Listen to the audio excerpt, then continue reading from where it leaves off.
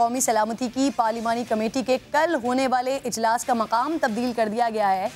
इजलास अब असेंबली ऐवान में नहीं बल्कि वज़ीर आज़म ऑफिस में होगा। इस इजलास का एजेंडा क्या होगा, इस पर बात करने के लिए मुझे पाकिस्तान पीपल्स पार्टी के सीनियर रहनुमा है नासिर हुसैन शाह साहब मुझे ज्वाइन कर चुके हैं। आपको खुशामदीद कहूँगी। अस्सलाम वालेकुम नासिर साहब। वालेकुम अस्सलाम।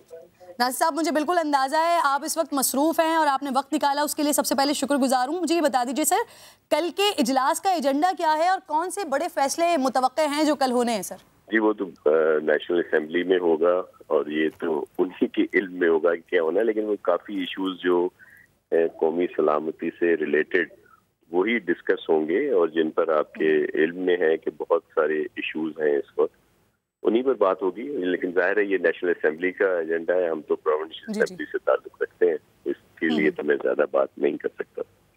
सही। अच्छा नासिर साहब, वैसे मैं ये भी बता दूं कि वो इसका जो असेंबली की जगह अब ये ऐवान वज़ीर आज़म में होगा, वज़ीर आज़म हाउस में होगा। अच्छा मुझे ये भी बताइए सर, क्या सर जनरल बाजवा साहब के एक्सटेंशन के हवाले से हुकूमत कोई सोच विचार कर रही है? आपका ट्वीट भी इस हवाले से बहुत मायने खेज है। देखें, इसको इस पैराए में ना लिया जाए।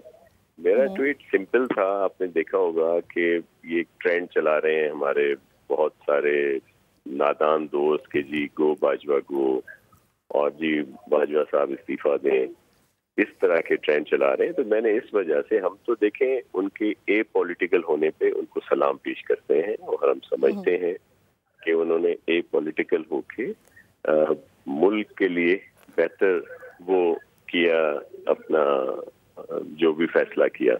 और ये लोग जो थे जिनको एक तो सबके इल्म में है कि हमारे मुक़्तदर इदारों का रोल रहा है मुल्क की पॉलिटिक्स में।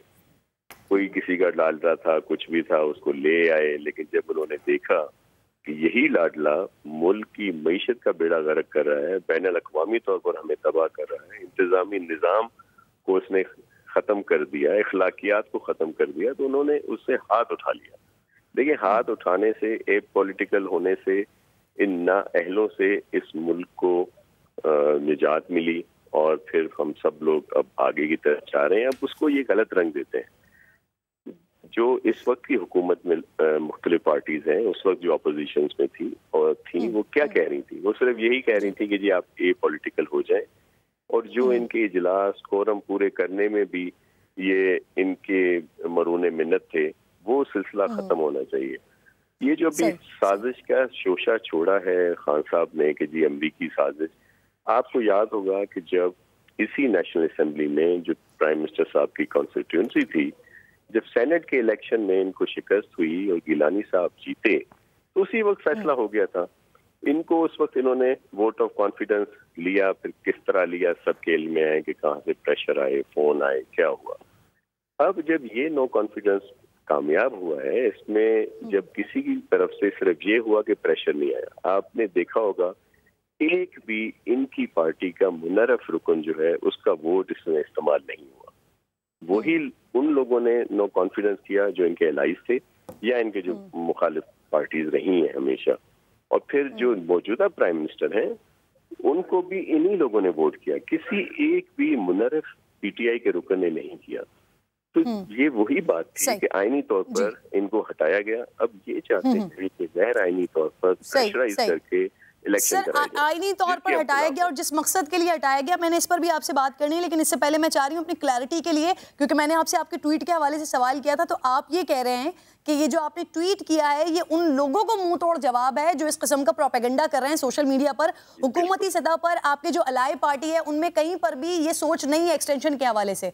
Is it right sir? नहीं, ये मैंने सिर्फ इसलिए किया कि हम तो ए पॉलिटिकल होने पे बाजवा साहब को सलाम पेश करते हैं, और ये जो उनसे इस तरह की डिमांड कर रहे हैं कि जी गो बाजवा गो या वो इस्तीफा दें, ये जो इन्होंने नैरेटिव यूज किया हुआ है, इसके जवाब में, तो मेरा जाती एक वो था ट्वीट था जो मैं चाहता हूँ कि ये ठीक। अच्छा, अब नासिर साहब आप कह रहे थे कि क्योंकि नाअहली थी, ना तजर्बेकारी थी, और इसकी वजह से फिर इनको हटाया गया।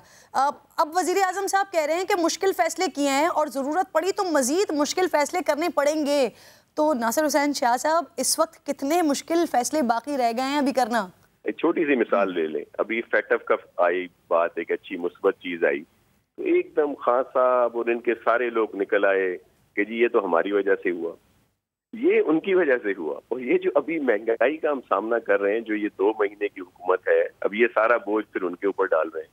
फैसले इनके, एग्रीमेंट इनके आईएमएफ के साथ इन्होंने किए, वो इन्होंने मुआहदे किए जो आज तक किसी हुकूमत ने नहीं किए, आया वो पॉलिटिकल हो, जमहूरी तौर पे हो, या जो डिक्टेटरों के भी दौर रहे हैं।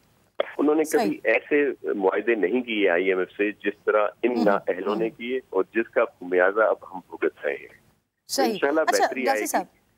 इंशाल्लाह सर, उम्मीद यही कर रहे हैं सर, आपकी हुकूमत हो या किसी की भी हो, उम्मीद यही कर रहे हैं कि बेहतरी हो। मुझे कहिए, इमरान खान साहब कह रहे हैं नैब तरमीम करने वालों को ना जेल में डालना चाहिए, जाली अकाउंट में पैसे अब नैब को साबित करना होंगे, जिससे जरदारी साहब बच जाएंगे। देखिए, मैं आपको एक बात वजाहत कर दूं, ये जो नए नैब की जो भी तरमीम आई है, जो खान साहब ने खुद 2 ऑर्डिनेंस निकाले थे, उसमें और इसमें कितना फर्क है? बहुत थोड़ा फर्क है।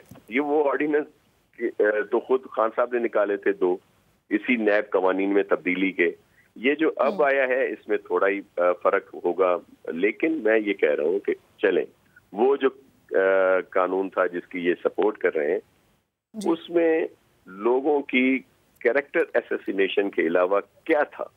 मुझे बताएं, किसको ये फेवर दी गई थी?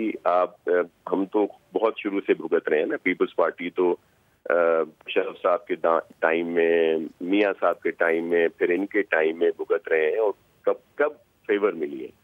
इन्हीं जरदारी साहब को साल जेल में रखा गया, लेकिन कोई चीज साबित नहीं हुई।